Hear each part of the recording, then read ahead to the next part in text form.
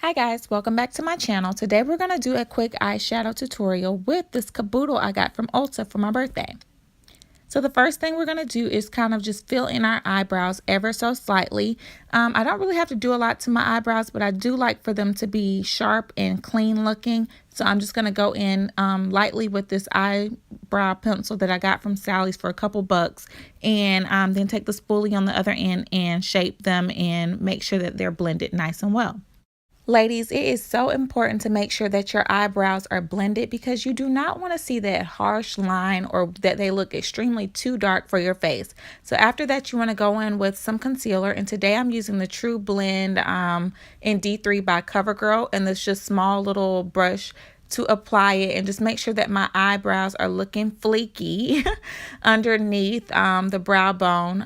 This just kind of makes it make the look come all together and not as harsh. So this just kind of cleans up the look. So I'm going to do this on both eyes, and like I've said before in previous eyeshadow tutorials, that I do cover my entire eyelid because it is a little darker than the rest of my face.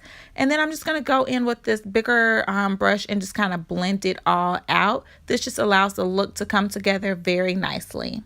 And next up, we're going to prime our eyelids. Today, I'm using the Mary Kay eye primer. This is by far my favorite eye primer. A little goes a long way with this product. And I'm just going to use this little brush here.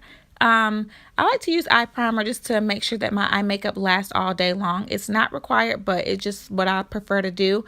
This is by far the best one I use because most of them you put it on and it just stays in that spot. But this one rubs out nice and thin over the entire eyelid. Okay, so once you've done that, it's time to jump into this tutorial. Like I said, this is from my Caboodle little thing from Ulta.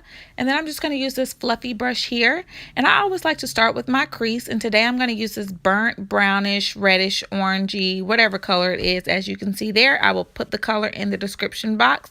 But I'm just going to get a little bit of it on my brush. We don't want to go too heavy with this one because we want it to blend, like I said. So you're just going to go back and forth in the crease like a windshield wiper motion and just making sure that we're messily applying it to our entire crease area on both eyes.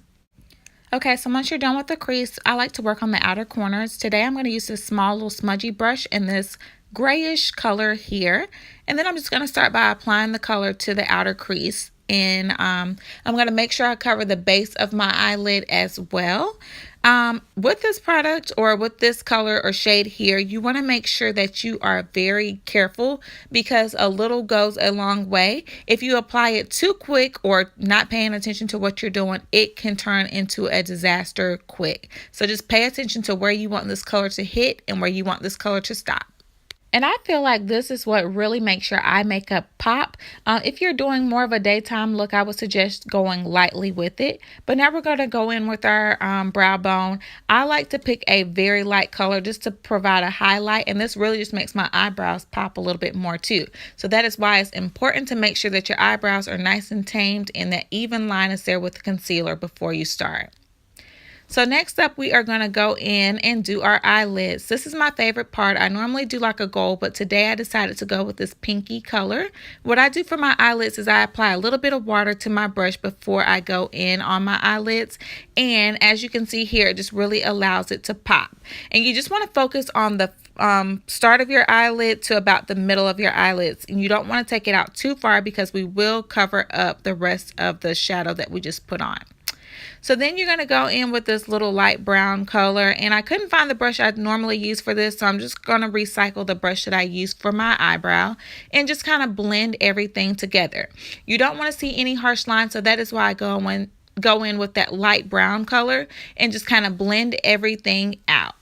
And then I'm just going to touch up my eyebrows once again before we move on to our eyelash line. And today I'm going to line the top of my lashes with my Maybelline Line Stiletto pencil or liquid liner. I like to do this very thin and precise line just because it gives it an overall better look.